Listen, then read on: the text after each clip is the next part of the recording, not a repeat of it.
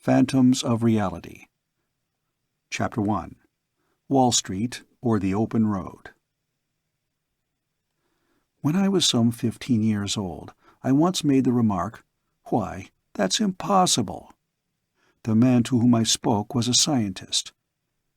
He replied gently, "My boy, when you are grown older and wiser, you will realize that nothing is impossible."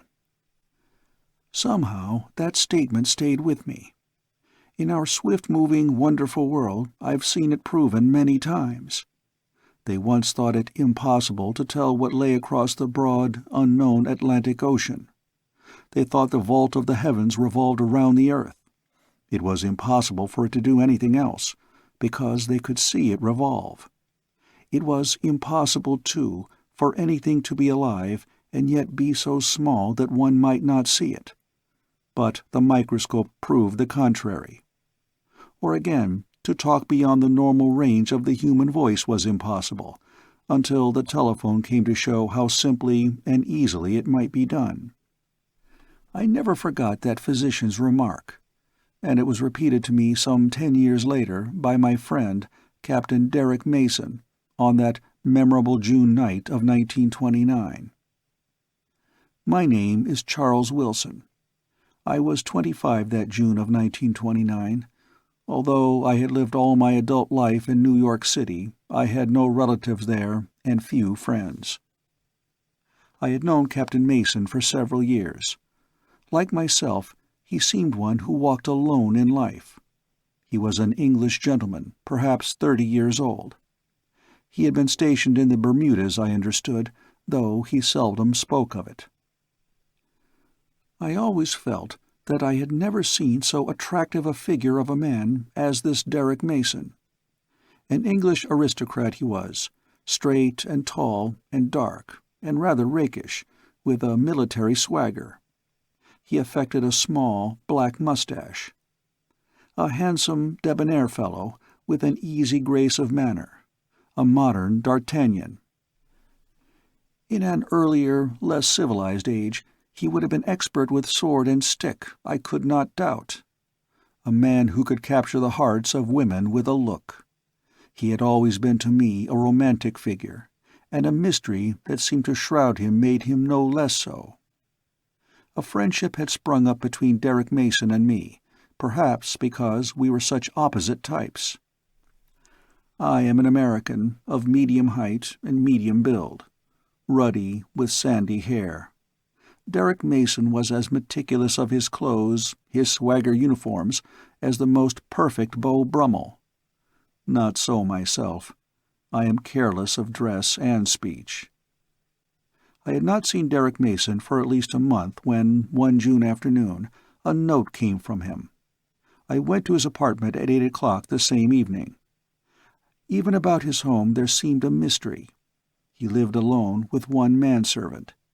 He had taken quarters in a high-class bachelor apartment building near Lower Fifth Avenue, at the edge of Greenwich Village.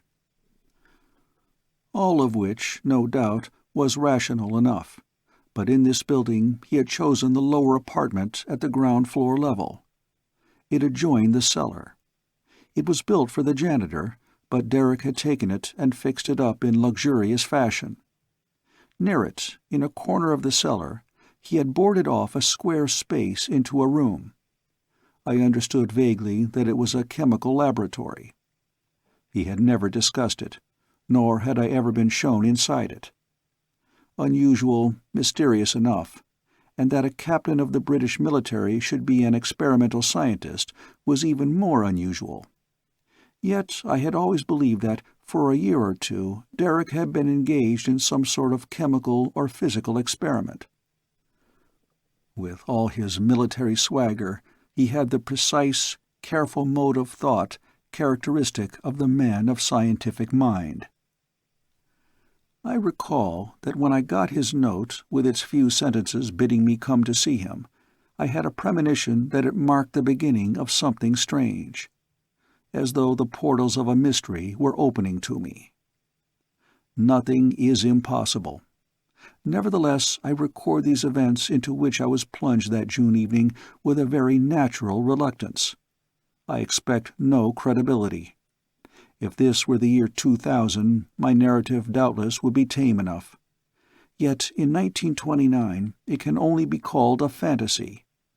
Let it go at that. The fantasy of today is the sober truth of tomorrow. And by the day after, it is a mere platitude. Our world moves swiftly. Derrek received me in his living room. He admitted me himself. He told me that his manservant was out.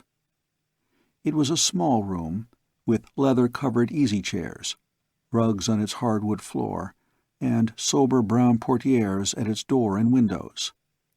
A brown parchment shade shrouded the electrolier on the table. It was the only light in the room.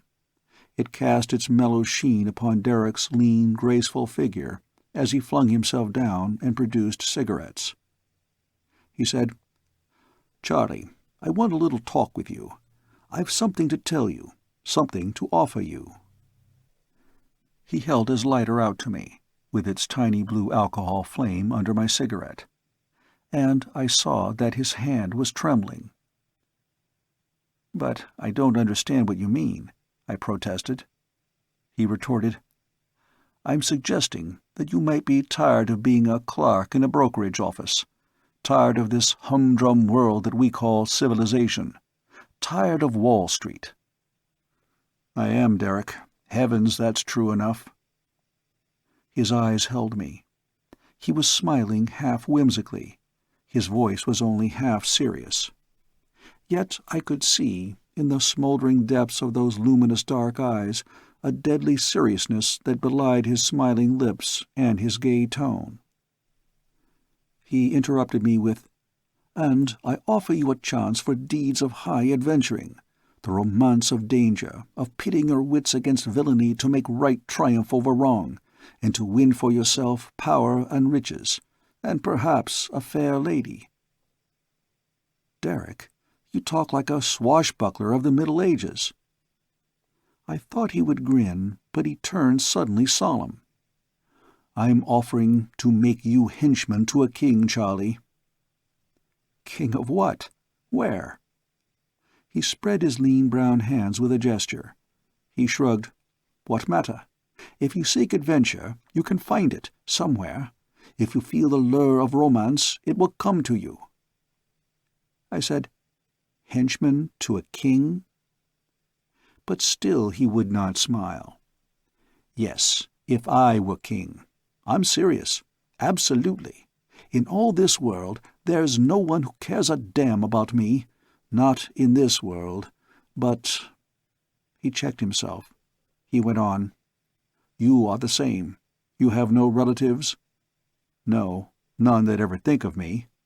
"Nor a sweetheart, or have you?" "No," I smiled. "Not yet. Maybe never." "But you are too interested in Wall Street to leave it for the open road?"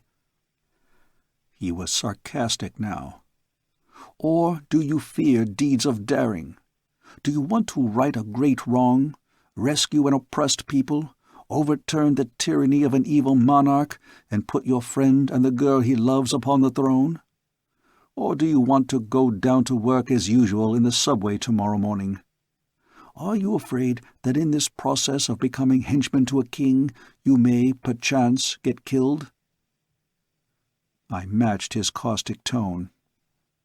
"Let's hear it, Derrek." Chapter 2. The Challenge of the Unknown. Incredible. Impossible. I did not say it, though my thoughts were written on my face, no doubt. Derrek said quietly, "Difficult to believe, Charlie? Yes, but it happens to be true. The girl I love is not of this world, but she lives nevertheless. I have seen her, talked with her. A slim little thing, beautiful." He sat staring. "This is nothing supernatural, Charlie. Only the ignorant savages of our past called the unknown, the unusual, supernatural. We know better now." I said, "This girl—" He gestured. "As I told you, I have for years been working on the theory that there is another world, existing here in this same space with us. The fourth dimension. Call it that if you like. I have found it, proved its existence. And this girl, her name is Hope, lives in it. Let me tell you about her and her people, shall I? My heart was pounding so that it almost smothered me. Yes, Derrek. She lives here, in this space we call New York City. She and her people use this same space at the same time that we use it. A different world from ours, existing here now with us, unseen by us, and we are unseen by them. A different form of matter, Charlie, as tangible to the people of the other realm as we are to our own world, humans like ourselves. He paused, but I could find no words to fill the gap. And presently he went on. Hope's world, coexisting here with us, is dependent upon us.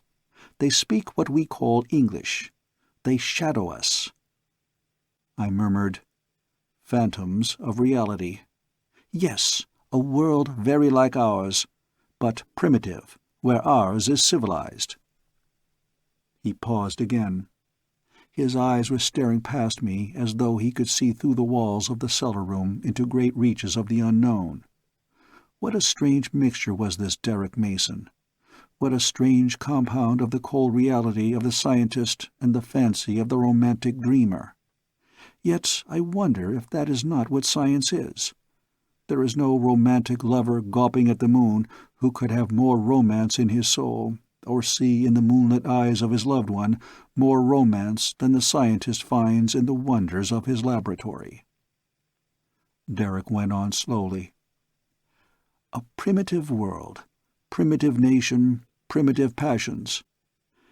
As I see it now, Charlie, as I know it to be, it seems as though perhaps Hope's world is merely a replica of ours, stripped to the primitive. As though it might be the naked soul of our modern New York, ourselves as we really are, not as we pretend to be. He roused himself from his reverie. Hope's nation is ruled by a king, an emperor, if you like, a monarch, beset with the evils of luxury and ease, and wine and women. He is surrounded by his nobles, the idle aristocracy, by virtue of their birth proclaiming themselves of too fine a clay to work. The Crimson Nobles they are called, because they affect crimson cloaks, and their beautiful women, voluptuous, sex-mad, are wont to bedeck themselves in veils and robes of crimson. And there are workers, toilers they call them, oppressed, downtrodden toilers, with hate for the nobles and the king smouldering within them. In France there was such a condition, and the bloody revolution came of it. It exists here now. Hope was born in the ranks of these toilers, but has risen by her grace and beauty to a position in the court of this graceless monarch. He leapt from his chair and began pacing the room. I sat silent, staring at him. So strange a thing. Impossible? I could not say that. I could only say incredible to me. And as I framed the thought, I knew its incredibility was the very measure of my limited intelligence, my lack of knowledge. The vast unknown of nature, so vast that everything which was real to me, understandable to me, was a mere drop in the ocean of the existing unknown. "Don't you understand me now?" Derrek added vehemently. "I'm not talking fantasy. Cold reality. I found a way to transport myself, and you, into this different state of matter, into this other world. I've already made a test. I went there and stayed just for a few moments a night or so ago." It made my heart leap wildly. He went on. "There is chaos there, smoldering revolution which, at any time, tonight perhaps, may burst into conflagration and destroy this wanton ruling class." He laughed harshly. "In Hope's world, the workers are a primitive, ignorant people, superstitious. Like the peons of Mexico, They're all primed and ready to shout for any leader who sets himself up. My chance, our chance." He suddenly stopped his pacing and stood before me. "Don't you feel the lure of it? The open road? The road is straight before me, and the red gods call for me. I'm going, Charlie, going tonight, and I want you to go with me. Will you?" Would I go? The thing leapt like a menacing shadow risen solidly to confront me. Would I go? Suddenly there was before me the face of a girl, white, apprehensive. It seemed almost pleading. A face beautiful, with a mouth of parted red lips. A face framed in long, pale golden hair, with big staring blue eyes. Wistful eyes, wan with starlight. Eyes that seemed to plead. I thought, why, this is madness. I was not seeing this face with my eyes. There was nothing, no one here in the room with me but Derrek. I knew it. The shadows about us were empty. I was conjuring the face only from Derrek's words, making real that which existed only in my imagination. Yet I knew that in another realm, with my thoughts now bridging the gap, the girl was real. Would I go into the unknown? The quest of the unknown. The gauntlet of the unknown flung down now before me, as it was flung down before the ancient explorers who picked up its challenge and mounted the swaying decks of their little galleons and said, "We'll go and see what lies off there in the unknown." That same lure was on me now. I heard my voice saying, "Why, yes, I guess I'll go, Derrek." Chapter 3. Into the Unknown. We stood in the boarded room which was Derrek's laboratory. Our preparations had been simple. Derrek had made them all in advance. There was little left to do. The laboratory was a small room of board walls, board ceiling and floor, windowless, with a single door opening into the cellar of the apartment house. Derrek had locked the door after us as we entered. He said, "I have sent my manservant away for a week. The people in the house here think I have gone away on a vacation. No one will miss us, Charlie, not for a time anyway." No one would miss me, save my employers, and to them I would no doubt be small loss. We had put out the light in Derrek's apartment and locked it carefully after us. This journey. I own that I was trembling and frightened, yet a strange eagerness was on me. The cellar room was comfortably furnished. Rugs were on its floor. Whatever apparatus of a research laboratory had been here was removed now. But the evidence of it remained. Derrek's long search for this secret which now he was about to use. A row of board shelves at one side of the room showed where bottles and chemical apparatus had stood.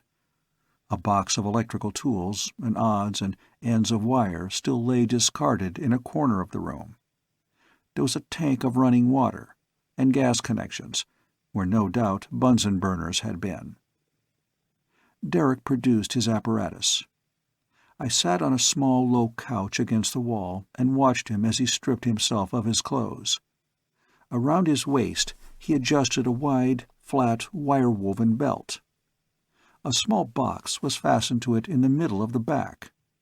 A wide, flat thing of metal, 1/4 of an inch thick, and curved to fit his body.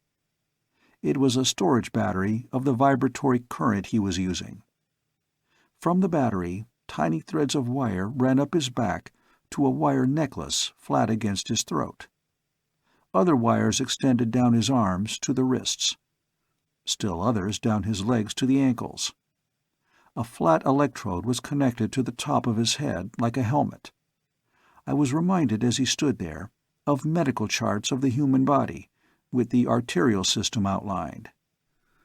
But when he dressed again and put on his jaunty captain's uniform, only the electrode clamped to his head and the thin wires dangling from it in the back were visible to disclose that there was anything unusual about him. He said smilingly, "Don't stare at me like that." I took a grip on myself. This thing was frightening, now that I actually was embarked on it. Derrek had explained to me briefly the workings of his apparatus. A vibratory electronic current, for which as yet he had no name, was stored in the small battery. He had said, "There's nothing incomprehensible about this, Charlie.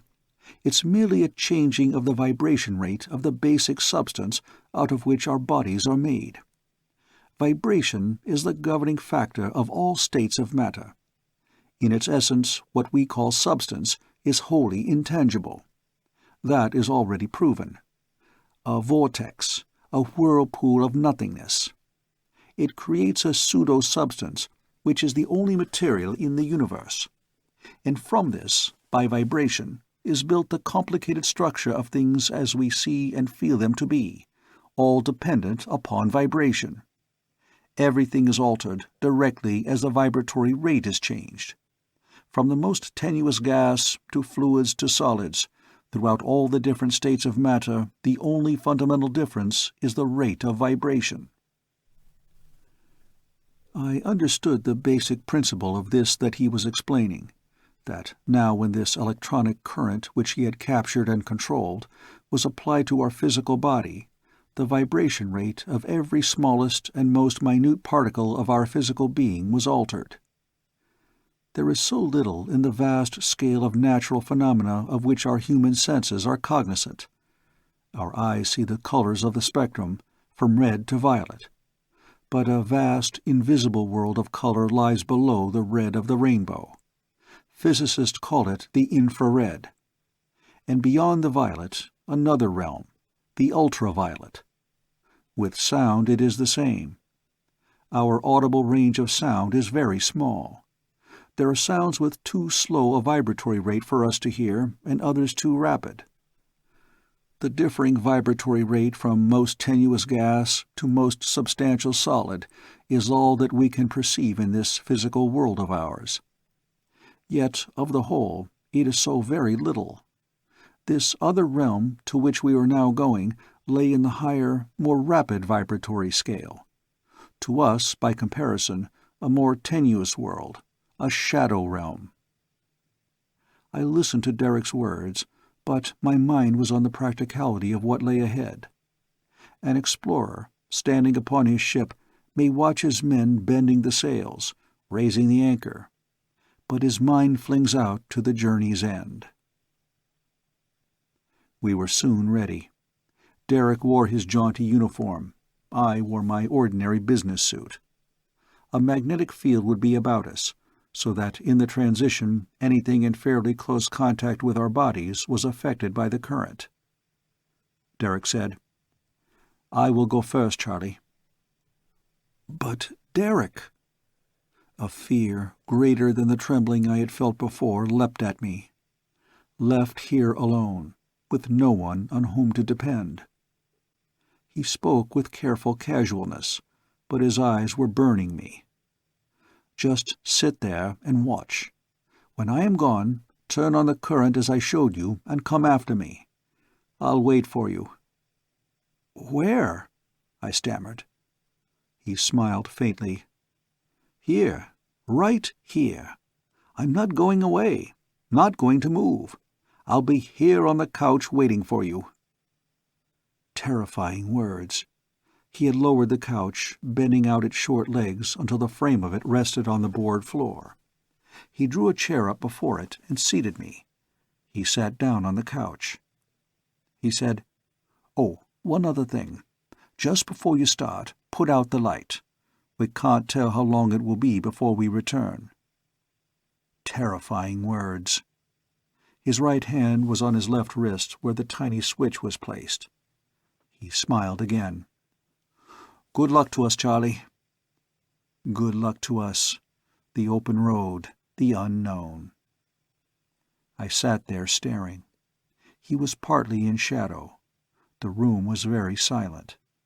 Derrek lay propped up on one elbow, his hand through the tiny switch. There was a breathless moment. Derrick's face was set and white, but no whiter than my own, I was sure. His eyes were fixed on me. I saw him suddenly quiver and twitch a little. I murmured, "Derrek." At once he spoke to reassure me. "I'm all right, Charlie. That was just the first feel of it." There was a faint quivering throb in the room, like a tiny distant dynamo throbbing. The current was surging over Derrek. His legs twitched. A moment. The faint throbbing intensified. No louder, but rapid, infinitely more rapid. A tiny throb, an aerial whine, faint as the whirring wings of a hummingbird. It went up the scale, ascending in pitch, until presently it was screaming with an aerial microscopic voice. But there seemed no change in Derrek. His uniform was glowing a trifle, that was all. His face was composed now. He smiled, but did not speak. His eyes roved away from me, as though now he were seeing things that I could not see. Another moment. No change. Why, what was this? I blinked, gasped. There was a change. My gaze was fastened upon Derrick's white face. White? It was more than white now. A silver sheen seemed to be coming to his skin. I think no more than a minute had passed. His face was glowing, shimmering. A transparent look was coming to it. A thinness, a sudden unsubstantiality. He dropped his elbow and lay on the couch, stretched at full length at my feet. His eyes were staring. And suddenly I realized that the face that held those staring eyes was erased. A shimmering apparition of Derrek was stretched here before me. I could see through it now. Beneath the shimmering, blurred outlines of his body, I could see the solid folds of the couch cover. A ghost of Derrek here. An apparition, fading, dissipating. A gossamer outline of him, imponderable, intangible. I leapt to my feet, staring down over him. "Derrek!" The shape of him did not move. Every instant it was more vaporous, more unreal. I thought, "He's gone." No, he was still there. A white mist of his form on the couch, melting, dissipating in the light like a fog before sunshine. A wisp of it left, like a breath, and then there was nothing. I sat on the couch. I had put out the light. Around me the room was black. My fingers found the small switch at my wrist. I pressed it across its tiny arc. The first shock was slight, but infinitely strange. A shuddering, twitching sensation ran all over me. It made my head reel, swept a wave of nausea over me, a giddiness, a feeling that I was falling through darkness. I lay on the couch, bracing myself.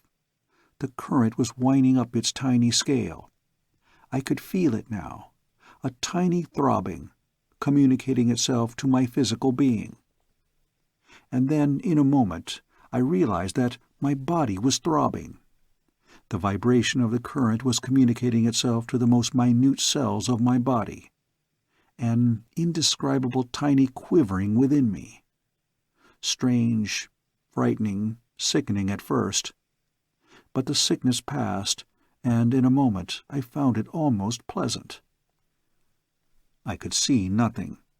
The room was wholly dark.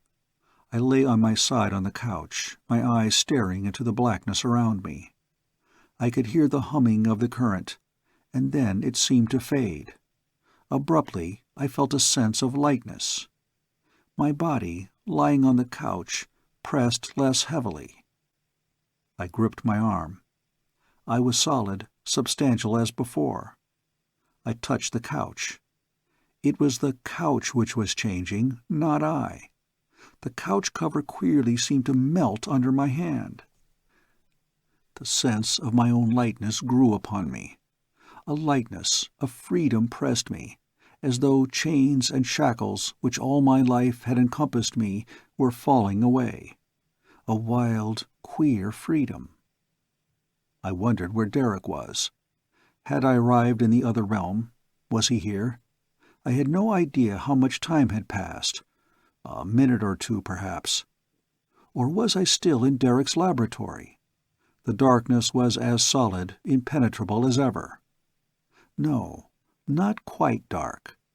I saw something now. A glowing, misty outline around me. Then I saw that it was not the new, unknown realm, but still Derrick's room.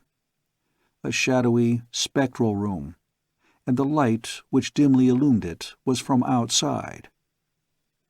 I lay puzzling, my own situation forgotten for the moment. The light came from overhead, in another room of the apartment house. I stared. Around me now was a dim vista of distance, and vague, blurred, misty outlines of the apartment building above me. The shadowy world I had left now lay bare. There was a moment when I thought I could see far away across a spectral city street. The shadows of the great city were around me. They glowed, and then were gone. A hand gripped my arm in a solid grip. Derrick's voice sounded. "Are you all right?" "Yes," I murmured. The couch had faded.